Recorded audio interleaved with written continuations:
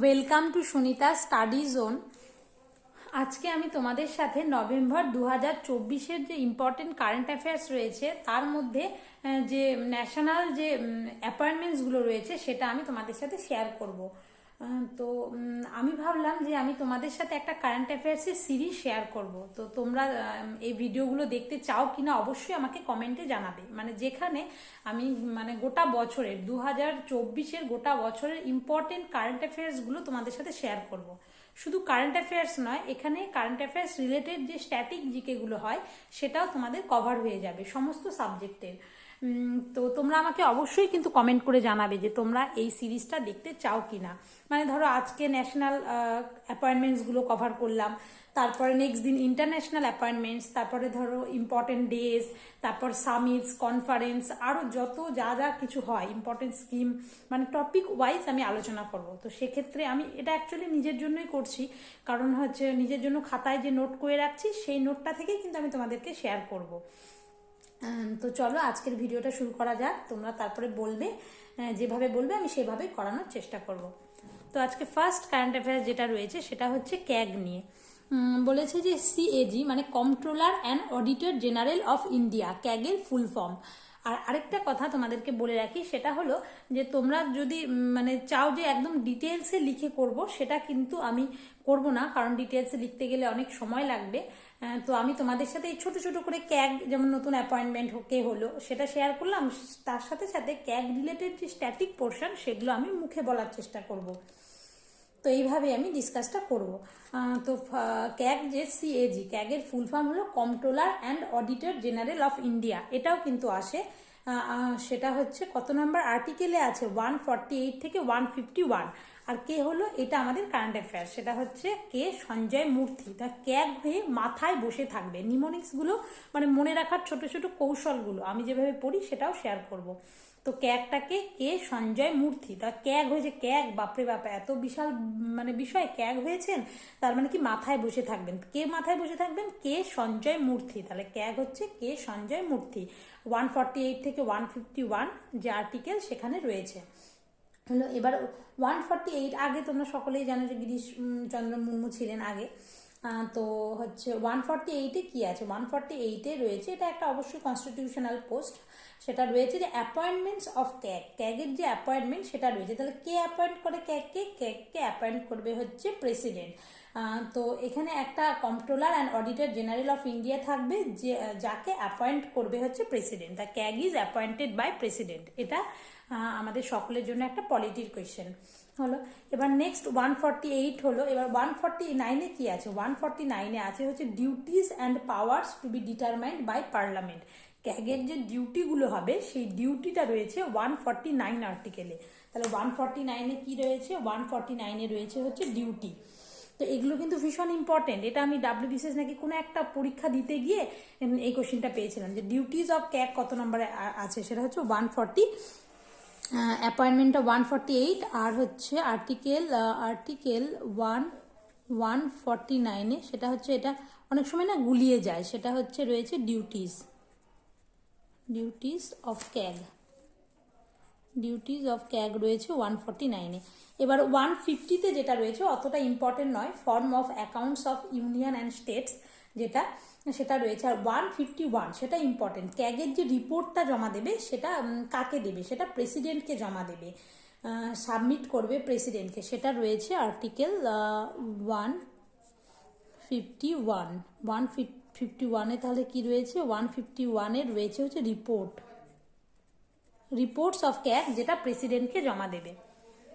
দেখো কিভাবে পলিটির কোয়েশ্চেন, এইভাবেই পলিটি আমরা কারেন্ট অ্যাফেয়ার্সের সাথে আলোচনা করছি, মানে আমি এইভাবেই আজীবন মানে কারেন্ট অ্যাফেয়ার্স এবং তার সাথে জিকে এইভাবে রিলেট করে করে পড়েছি। তাহলে 149-এ হলো ডিউটিস অফ ক্যাগ, 151-এ হলো রিপোর্ট অফ ক্যাগ, যেটা আমাদের প্রেসিডেন্টকে সাবমিট করা হয়। তাহলে ক্যাগ কি? অ্যাকচুয়ালি উনি মানে এই যে হিসাব নিকাশের ব্যাপার, কোথায় কত টাকা খরচ হলো সমস্ত কিছু দেখেন হচ্ছে ক্যাগ। আর ওনাকে বলা হয় গার্জিয়ান অফ পাবলিক পার্স। তাহলে এটাও কিন্তু, এই টার্মটাও ভীষণ ইম্পর্টেন্ট। ক্যাগ কি? ক্যাগ হচ্ছে গার্জিয়ান অফ পাবলিক পার্স বলা হয় ক্যাগকে। তো এই যে controller and auditor general of India duties, powers and conditions of service, এই অ্যাক্টটা, ক্যাগ অ্যাক্ট হচ্ছে 1971-এর ক্যাগ অ্যাক্ট।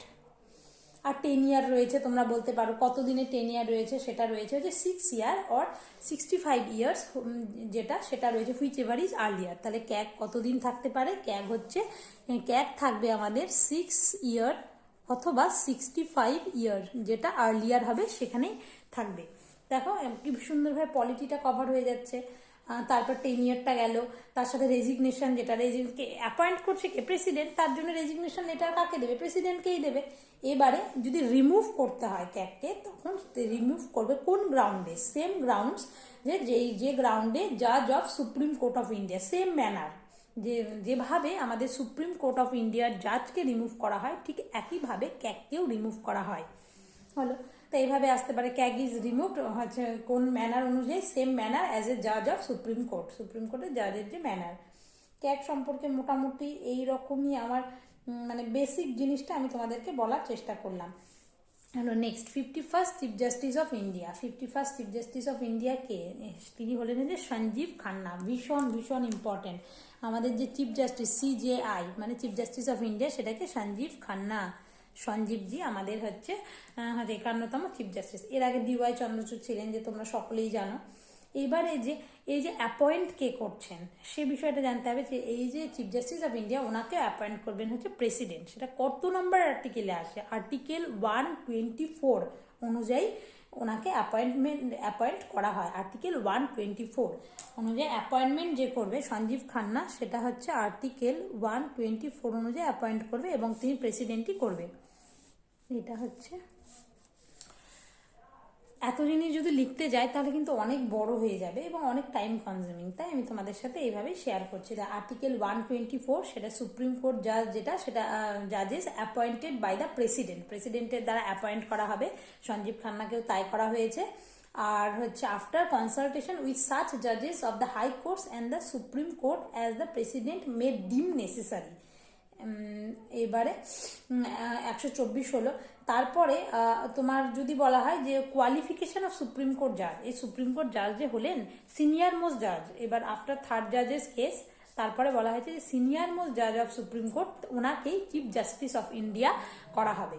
হলো, এইবারে কি কি কন্ডিশন, মানে যে কোনো কাউকে তো আর হচ্ছে চিফ জাস্টিস অফ ইন্ডিয়া বলতে পারবো না আমরা, তো তার জন্য কিছু কন্ডিশন রয়েছে। যেমন ওনাকে should be a citizen of India, Sanjiv Khanna যিনি চিফ জাস্টিস অফ ইন্ডিয়া হলেন, ওনাকে অবশ্যই ইন্ডিয়ান সিটিজেন হতে হবে।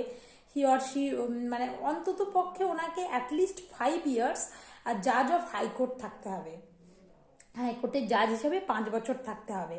আর তার অথবা আরেকটা হতে পারে যে অ্যাটলিস্ট 10 ইয়ার অ্যাডভোকেট অফ হাইকোর্টের অ্যাডভোকেট হিসেবে থাকতে হবে। অথবা আরেকটা হতে পারে যে প্রেসিডেন্টের অপিনিয়নে তিনি হচ্ছে ডিস্টিংগুইশড জুরিস্ট হতে হবে। এই 3টা কন্ডিশন, মানে প্রথমটা হতেই হবে সিটিজেন অফ ইন্ডিয়া, আর পরের যে 3টা বললাম 5 বছর হচ্ছে হাইকোর্টের জাজ, বা 10 বছর অ্যাডভোকেট অফ হাইকোর্ট, বা প্রেসিডেন্টের ওপিনিয়নে ডিস্টিংগুইশড জুরিস্ট, এর মধ্যে একটা হলেই হবে। ব্যাস, এবারে তোমরা আমাকে বলবে first chief justice of supreme court সেটা কে ছিলেন, সেটা আমাকে কমেন্ট করে জানাবে। এবার এটা বলতে গেলে এটা একটা আলাদা টপিক, তো প্রচুর মানে বড় হয়ে যাবে ভিডিওটা। নেক্সট দেখো পলিটির দুটো ভীষণ ইম্পর্টেন্ট পোর্শন কভার করা হলো। এবার foreign secretary of India, foreign secretary কে, ইন্ডিয়ার বর্তমানে যে ফরেন সেক্রেটারি, ওনার নাম কি, ওনার নাম হচ্ছে কিন্তু বিক্রম মিশ্রি। তাহলে ফরেন সেক্রেটারি কে, ফরেন সেক্রেটারি হলেন হচ্ছে বিক্রম মিশ্রি আমাদের বর্তমানে যে ফরেন সেক্রেটারি, তিনি হলেন বিক্রম মিশ্রি। এটাও কিন্তু ভীষণ ইম্পর্টেন্ট। তাহলে ফরেন সেক্রেটারি কে হলো, ফরেন সেক্রেটারি হলো হচ্ছে বিক্রম মিশ্রি।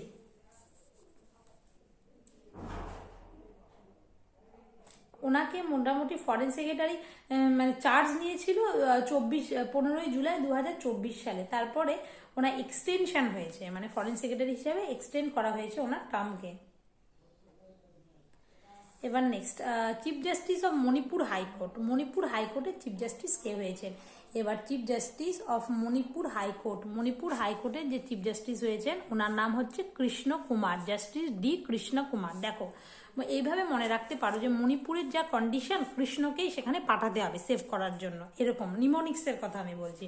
মণিপুরের যা কন্ডিশন সেখানে কৃষ্ণকেই, জাস্টিস ডি কৃষ্ণ কুমারকেই পাঠাতে হবে সেখানকার পরিস্থিতি ঠিক করার জন্য। তাই chief justice of Manipur high court সেটা হচ্ছে ডি কৃষ্ণ কুমার হলো। এবার হাইকোর্টের যে চিফ জাস্টিস অ্যাপয়েন্ট হয় সেটা কত নম্বর আর্টিকেল? আর্টিকেল 217 অনুযায়ী হাইকোর্টের চিফ জাস্টিস যে তিনি অ্যাপয়েন্ট করা হয় ওনাকে।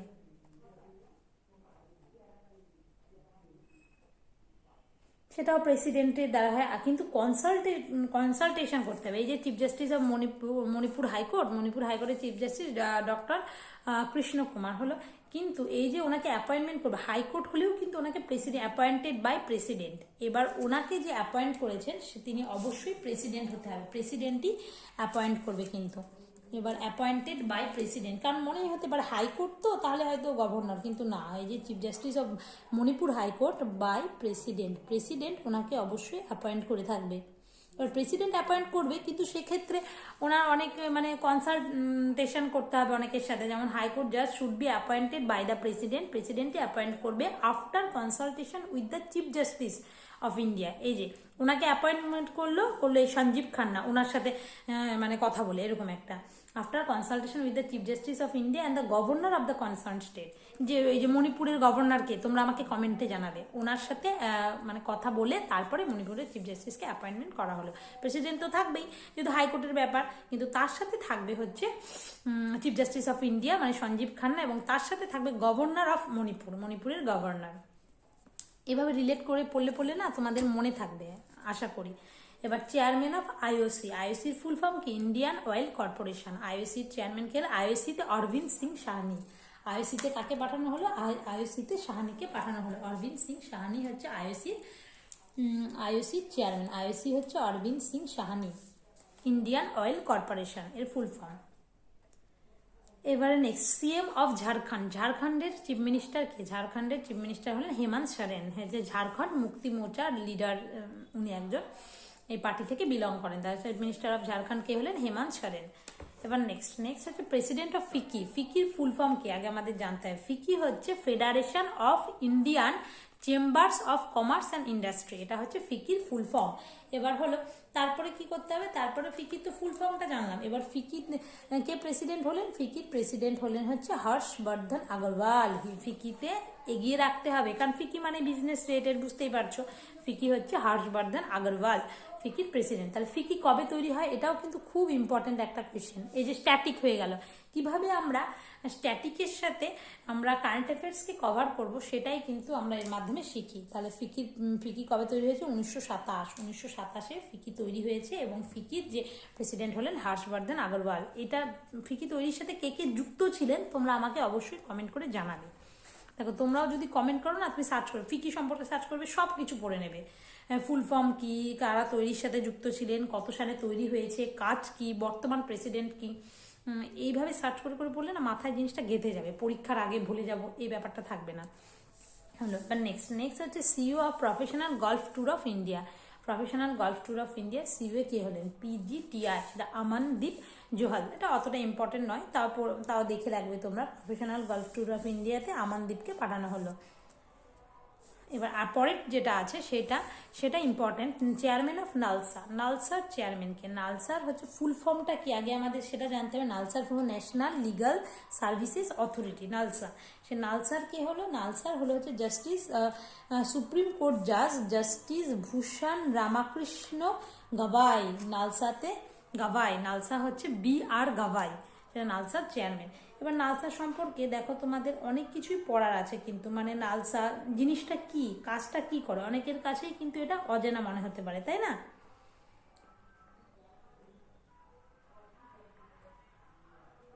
নালসা অ্যাক্ট, এটা কিন্তু একটা স্ট্যাটিউটারি বডি। নালসা যে রয়েছে সেটা অবশ্যই একটা হচ্ছে স্ট্যাটিউটারি বডি।